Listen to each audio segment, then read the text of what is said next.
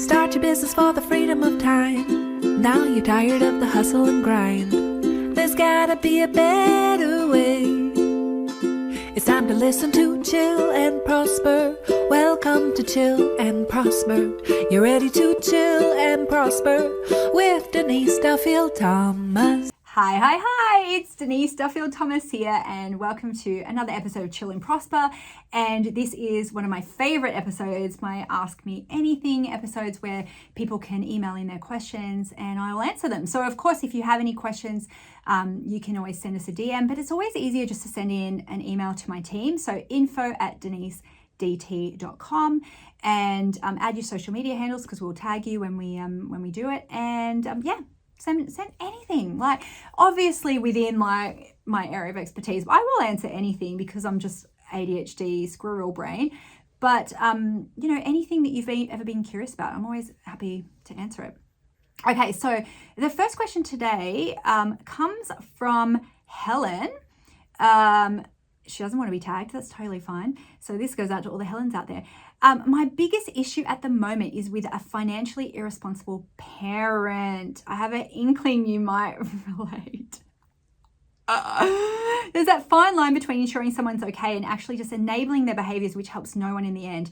I'm not in a position to financially support, no wonder you don't want to be tagged, I get it, to financially support them. I'm insuring their house in the short term. That's a burden, not sustainable, and it's actually damaging our relationship. Do you have any mindset advice and practical tips on setting boundaries with family members? How do you know when you're helping a loved one and not enabling them? Oh, sorry, yep, that's... I've answered that one before on that a different one. Okay, so I do relate, and it can be a little bit tricky to answer this one. So, so my mum had me when she was 17. She was a single parent for a lot of my childhood. She was in relationships here, there, and everywhere. And so I was born with a sense of being responsible and being the responsible adult. And so anyone who's watched Absolutely Fabulous, Ab Fab, and sees that dynamic between Adina and her daughter Safi, I felt like that was our dynamic growing up, that my mum was allowed to kind of be creative and fun and silly, and all my friends really loved her, and she'd come to our discos and she'd do all these things. And I felt like I was a bit like the Debbie Downer, always going, well, how is that going to work? And feeling overly responsible for everything. And also we lived in this kind of a bit of a feast or famine kind of mentality where my mum is incredibly lucky. So she's never really had a full-time job. She's had lots of different careers, lots of different things, but she always just managed to get some random windfall. She would win money on the pokies, she would just be given things. And yes, she always, hustled and had a lot of, little jobs. She cleaned and all that kind of stuff, but she always was really incredibly lucky and didn't seem to worry so much when the times were down. And so I then developed this over responsibility of I have to worry about things. And it wasn't true because she always, managed to feed us and all that kind of stuff. But that's the context, right? And so then when I started making money, I felt really guilty. My mum was an assistant nurse by that stage, and she'd wake up really early in the morning and go to work, and she worked in nursing homes and had a very physically demanding job. And I remember just feeling incredibly guilty that I could earn money doing something silly and frivolous, just motivating people. And the moment for me came when I got asked to do a speaking gig, and it was the most random speaking gig in the world. They'd Googled speakers on the Central Coast. My name came up, and this lady called me out of the blue and said, I've got an away day for government employees, and I was looking for a local motivational speaker. Is that something you do? And I was like, yes. And she was like, well, what's your fee? And I was like, oh, well, what's your budget? She goes, $500. And I was like, what a coincidence. That is my fee for speaking at your event, $500. And she was like, great. And I was shopping with my mom, and she was like, what was that about? And I said, I've been invited to speak for $500. And she was like, that's my weekly wage. And she wasn't saying it to shame me. She was just shocked. It kind of was this eye-opener for her of going, I can't believe you'll get paid $500 to speak on stage for 45 minutes it's not like, it just was like, that's not a real thing. And I have to get up at 4:30 in the morning to be at work at 5, wipe butts all day, empty bedpans, like do all these things, physically demanding, energetically demanding job, and you can get paid the same amount. And I just felt like the biggest piece of shit in the world. I felt so guilty about it and very inappropriate about it, right? And so of course I had to go and then do my own money mindset work around that of like, I serve, I deserve. We all serve and deserve. I think nurses should get paid more, and I've got a lot of nurse friends. And yet me getting paid doesn't take away from them. And, like, it is what it is sometimes, that some things get paid more, and I get paid a lot more than that now to speak. Okay, so that's all the context. I'm going around this question, Helen, but the context is that I felt like I'm not worthy of making money and I should give it away to other people, and I am responsible for others. And so having that mentality meant then as I made more and more money, I remember saying to my mum, she sold her house, bought a motorhome, and she officially lived with us, and especially during COVID, she lived with us. I'm her, permanent address, and then she just drives away in her motor van, and I love that for her.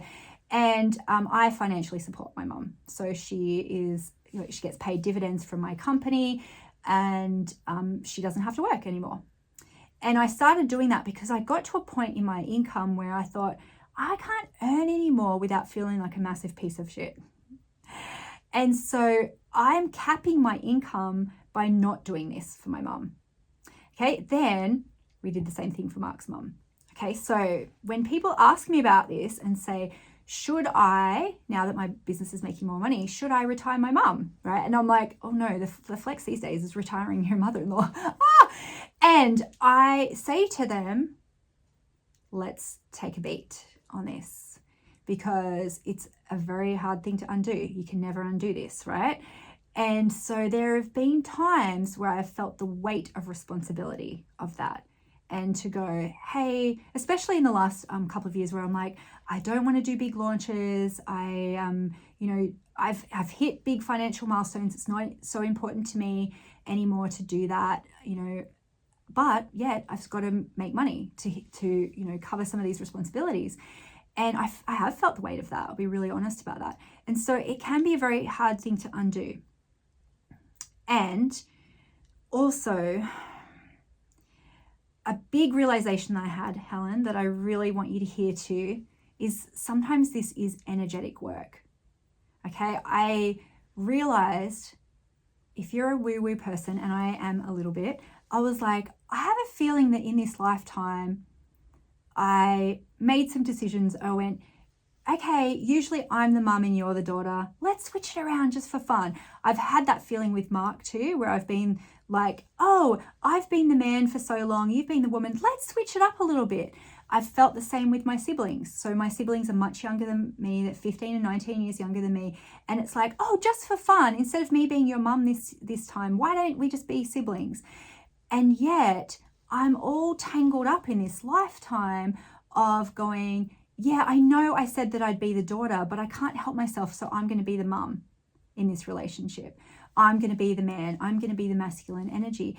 And so the work that I've had to try and do in the last year is to visualize all of these timelines. I know it sounds very weird. Visualize all these timelines and past life entanglements, and to smooth them out and go, no, in this lifetime, I'm the daughter.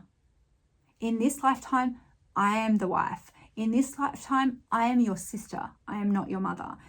And even in some friendships too.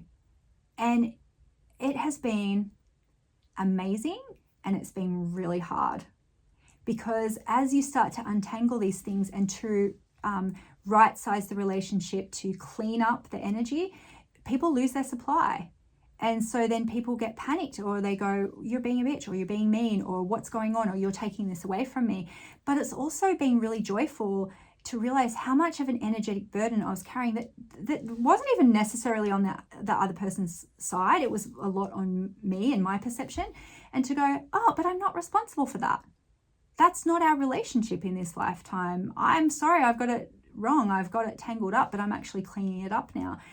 And it's been really great. Okay, so I know it sounds like I'm not answering a question, but hopefully I am.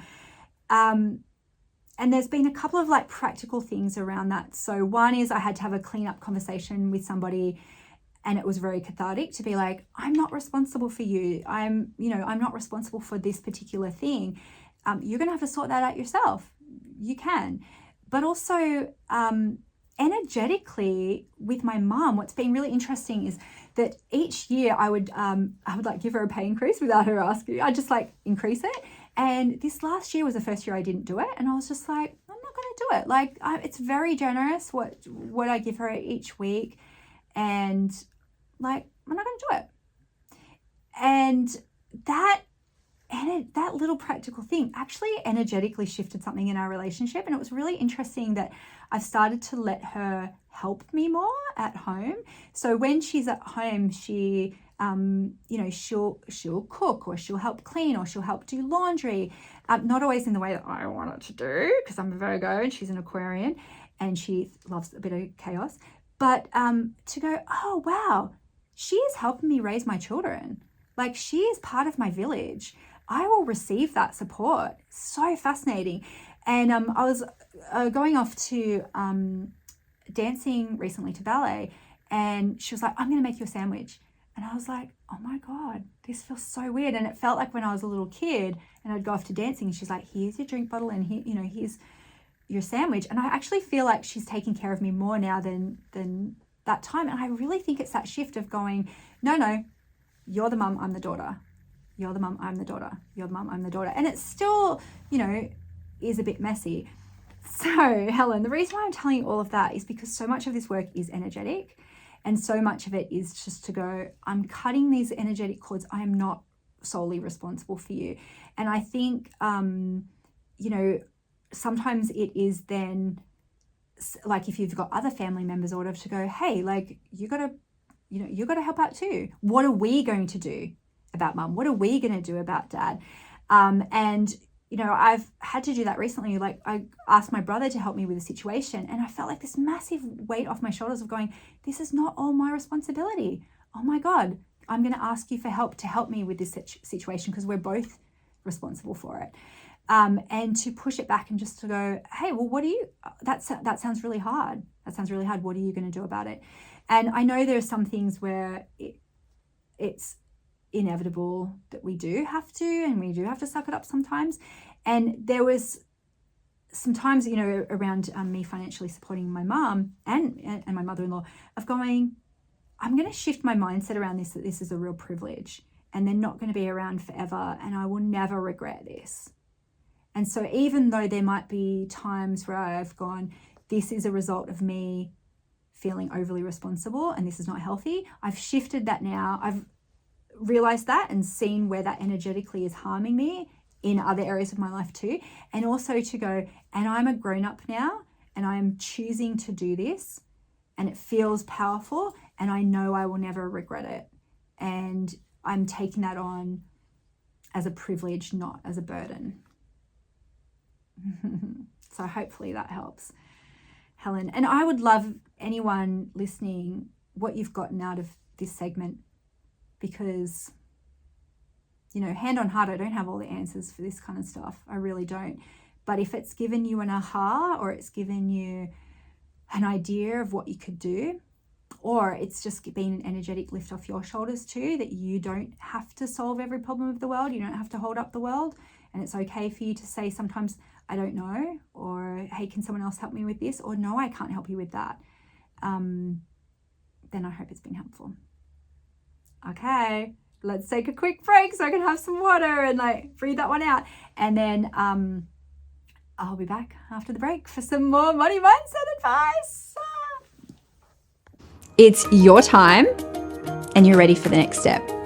It's your time and you're ready for the next step. It's your time and you're totally ready for the next step.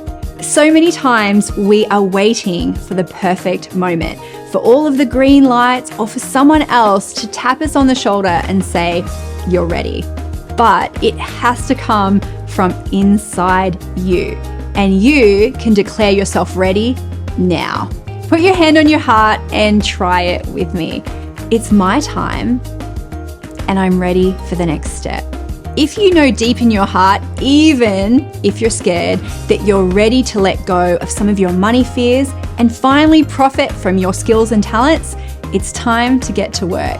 Your next step is to come and join us in Money Bootcamp. You can work with me as your money mindset mentor and join our beautiful community so you can really give yourself permission to make money and change the world. Click below to find out more, but don't wait any longer. Come and join us today. We're ready for you, and it's your time, and you're ready for the next step. Hey, welcome back. So I got this question from Emma Lovell, who is the Pleasure Coach. She has a book called The Pleasure Life, I think it's called too. So Emma, money stuff with a partner. I love the episode you did with Mark. I'd love an update on where you're at with your money journeys now. I love hearing how you both do the work and speak in your profiles. How can we bring a partner along for the journey? Great question. And I'll be really honest with this. I think sometimes people are like, oh, you guys are you're such a perfect couple. No, we are so not. Like we struggle like any other couple. There's definitely massive challenges with working together, living together. The age that our kids are at, we have got a lot of challenges that we have to work through all the time. So that being said, but I want to take this back to very early part of our journey. So when Mark and I were first together, he was 19, I was 23. I was working full-time in London. He was finishing off his uni degree in Manchester. And so we did long distance for a while, and then we moved in together when he finished uni, and he was working for a non-profit, and then he started his career, and I was trying to, start my business. And what I noticed very early on is I was trying to be really positive, and we had no money, and obviously I grew up with no money, but I was doing so much work on trying to change that situation. I was reading personal development books, I was buying courses, I was trying to go to conferences, and all of that stuff was very early at the time because, it's not like now where you can watch TikTok all day and get money mindset tips. Like that stuff didn't really exist. And so I was feeling very alone in this journey and desperately wanting to find people to come on this journey with me, because I was like, this isn't our real life. Like we are going places. Like I want to be a millionaire by the time I'm 35. And so then, of course, I started noticing all the ways that he was negative about money. And it's very tempting when that happens to try and correct them and not work on your own stuff. And it's also very understandable that when you're with somebody, their stuff is going to leak into your day-to-day. So my first job really was to protect my energy and my mindset, and to make sure that I wasn't doing anything like to dampen that, unknowingly. So I was very careful about, I stopped reading the newspaper on the way to my commute, and I started listening to personal development things and reading personal development books. And on my lunch breaks at my work, instead of going out with my coworkers and bitching about stuff, I was like, I'm going to go and, read a personal development book. And I started putting all of these money anchors into place. Okay, so if you're in my money bootcamp, I talk about money anchors all the time. And it was things like I printed my dream board out and put it in my office drawer. So every time I opened my drawer, and I would open it all the time to look at it, I'd see my dream board. My screensaver at work, my password for my computer was, I can't even remember what it was then, but probably like own my own business or something.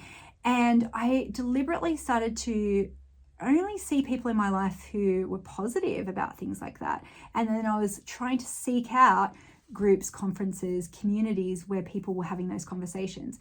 Because if you are surrounded by people who aren't entrepreneurs, they think the entrepreneurial world is so unrealistic and so, hard to achieve, that's the fishbowl they're swimming in. And so I had to make sure that I was supporting myself in where we were going and bringing those conversations back home. So what was kind of annoying about that is that I'd read a personal development book, and then I would kind of give him the Cliff's Notes, and then he would just go, oh, I get it. And I'd be like, I had to do all the work for that. But that was okay. realizing that I was distilling that back. And I was able to have conversations about, hey, when you say this thing about money, it makes me feel bad. Okay, so that's one of the tips in Money Bootcamp too. There's a lesson about money mindset in your partner, is to not make them feel wrong, but come at it from a place of curiosity. Because that's the work that we do all the time in Money Bootcamp. We say, let's be curious about this particular money mindset thing, where it could have come from, and how we can, come at this together. And so even just being curious about saying, like, what was money like when you were growing up? Or did you get pocket money? What was your first job? And come at it from a place of curiosity rather than you're being wrong. Because realizing that Mark and I, we both were raised by single parents, but in a very different way.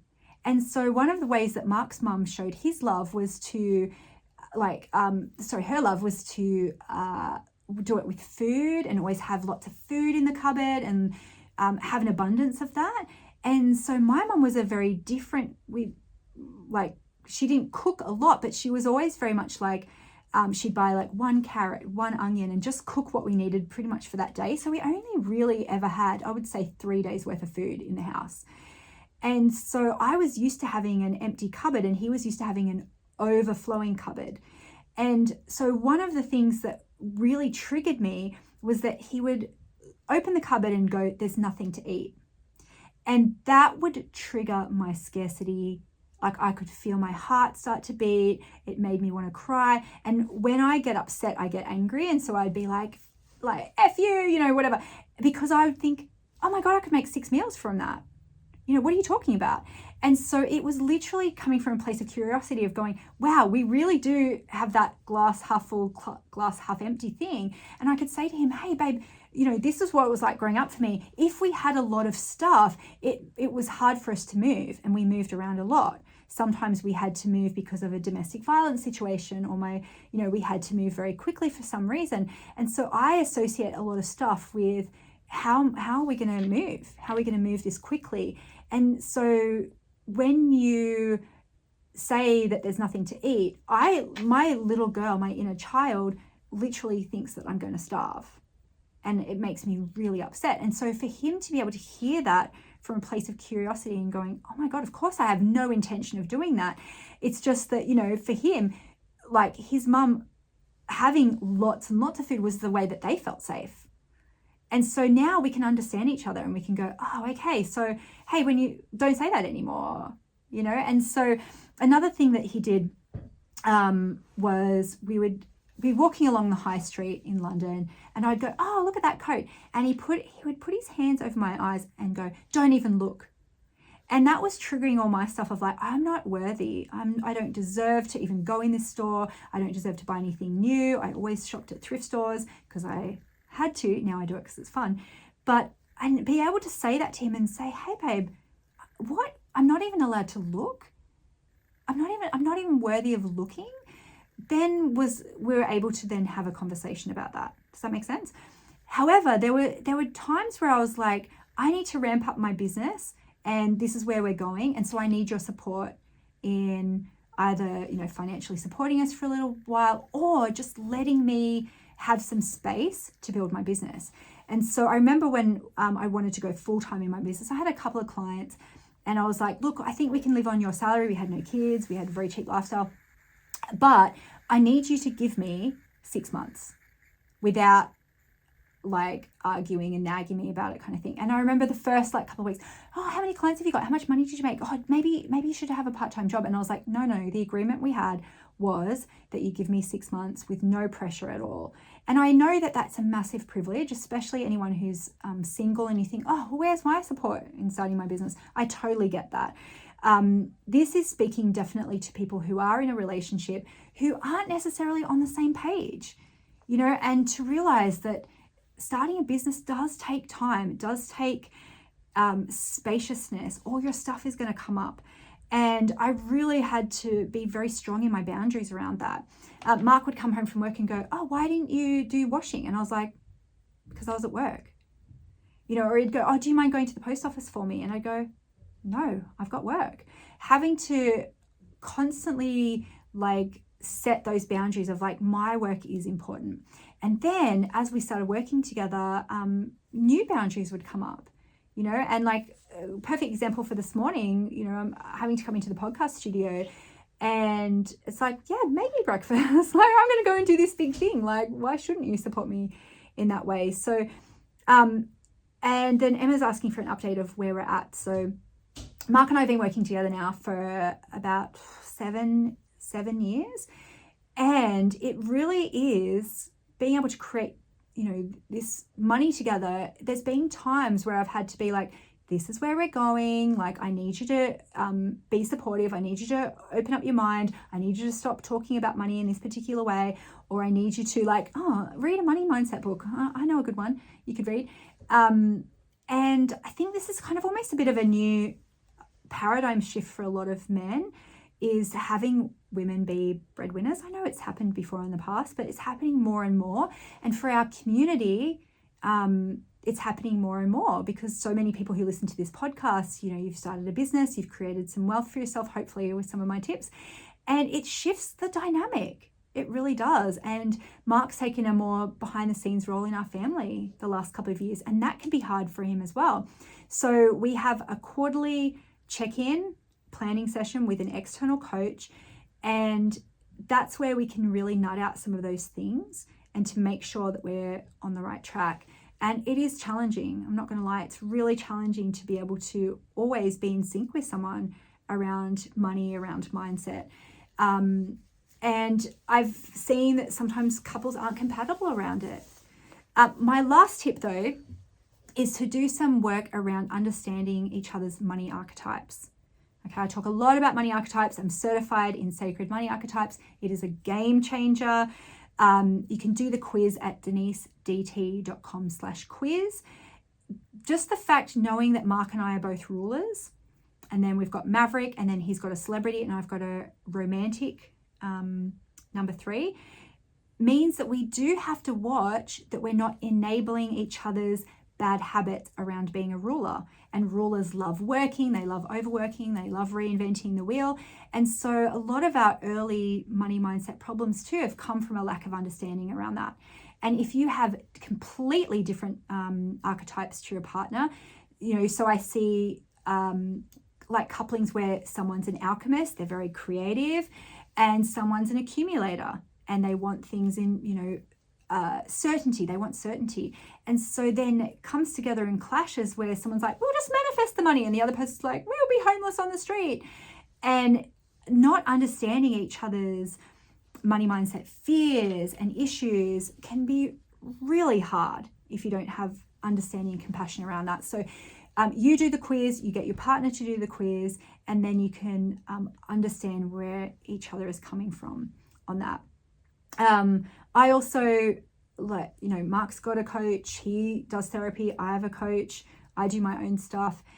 And from a practical sense too, we try and silo things in the business so we don't have to work together along a lot of the time. The last thing I'll say on that is how important it is to paint a picture of the future sometimes for your partner. And I think that's what I was doing in the early days too, is realizing I'm in all these groups with all these inspiring entrepreneurs and I'm reading these stories and I'm seeing all these real life examples of people killing it in business and making this money. And he's not seeing that. So of course he's not going to believe it if he's not seeing it all the time like I am. And to be able to say, you know, like, this is where I'm going, or, hey, baby, look at what this person's done. It's possible for them. Maybe it's possible for me. And I don't think Mark got it until my business was successful enough to pay for his trip to Brazil for the World Cup. And then he was like, wow, this is really cool. And he had to go through his own work around, you know, I'm not necessarily going to have this high flying career in this stage of my life because we can make easier money through Denise's business right now. That might change in the future, and that's okay. But he had to do that work on it, and the work around masculinity and purpose. And sometimes that meant that I kind of wore the pants in some situations, you know? And also there's a weird dynamic that happens when you go, I don't have to be here. You know, so many women have been trapped in relationships because of money.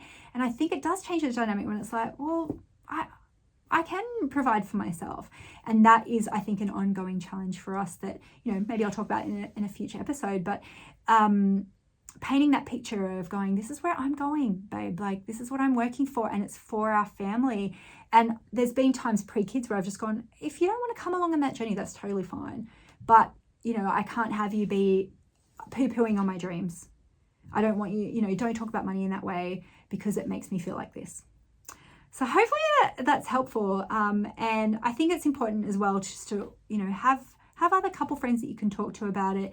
If you're in a mastermind, you know, it is sometimes good to do things with other couples in business, or to be able to have open conversations, you know, maybe have other couple friends where someone's an entrepreneur and someone's not. So then your partner has someone they can commiserate with as well.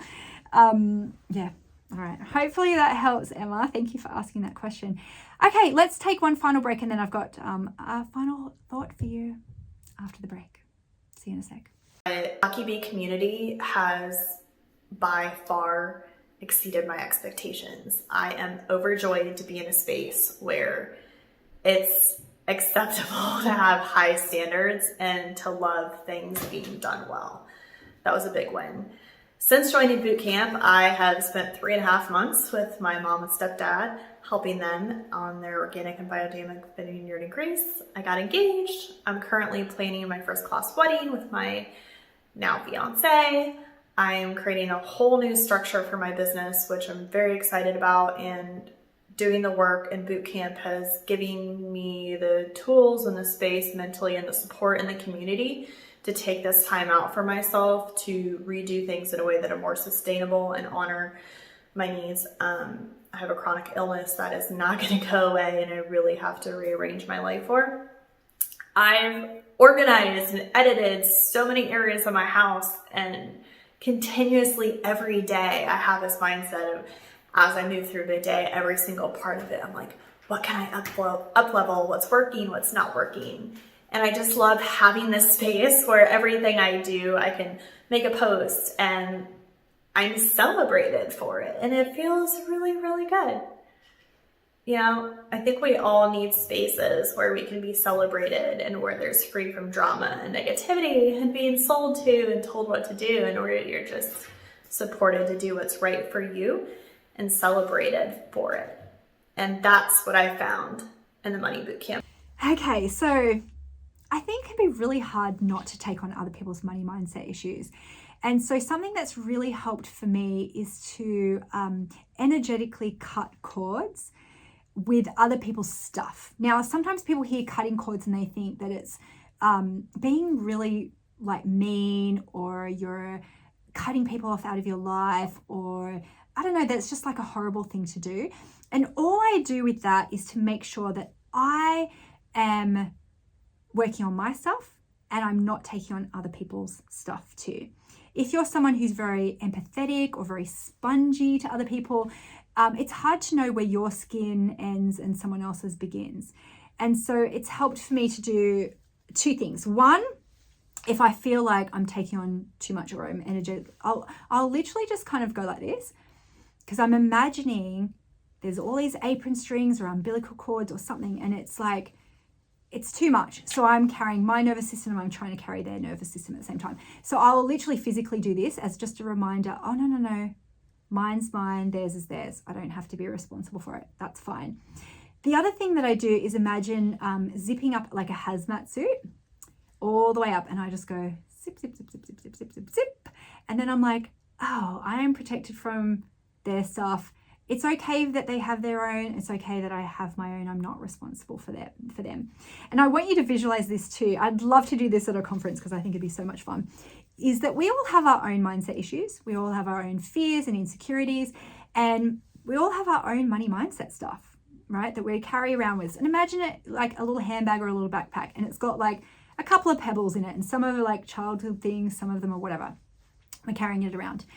Don't carry other people's around with you. And the way I said I'd love to do this at a conference, I'd love to walk around and be like, give me a handbag, give me a handbag, give me a handbag, give me a handbag, give me a handbag, and then just be on stage carrying everyone's handbag. And it's just like, this is ridiculous. You can't carry everyone else's stuff too.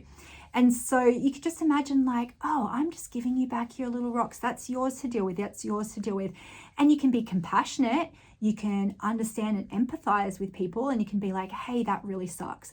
And I think that's been such a game changer for me as a listener as well, is to say to people, that sounds really hard. I'm really sorry, that really sucks. And not immediately try and come up with a solution for them, or to be like, let me carry your problem as well. I'm going to add your problem to my problem now. And that's where I've gone, cut the cord, zip up my suit, let me take this on without, like, let me listen and be empathetic without then adding to my burden. And just saying, that's really hard. That really sucks. And sometimes that's what people need as well, to be like, thank you for, hearing me, and not going to the solution. And mine is mine, yours is yours. And I can care and be compassionate, but I don't have to take on all your stuff too. And just imagine that visualization of you carrying everyone's backpacks, everyone's things, and you can just like energetically, I'm just taking them off. That's totally fine. It's safe for me to care about my own problems and not take on other people's energetically. Okay, cool. Well, as always with these AMA episodes, if you have a burning question, you can email it into my team, info@denisedt.com, and ask me anything, and maybe we'll answer your question in an upcoming episode of Chill and Prosper. But in the meantime, have a great week. I'll see you next week. Bye. Start your business for the freedom of time. Now you're tired of the hustle and grind. There's gotta be a better way. It's time to listen to Chill and Prosper. Welcome to Chill and Prosper. You're ready to chill and prosper with Denise Duffield-Thomas.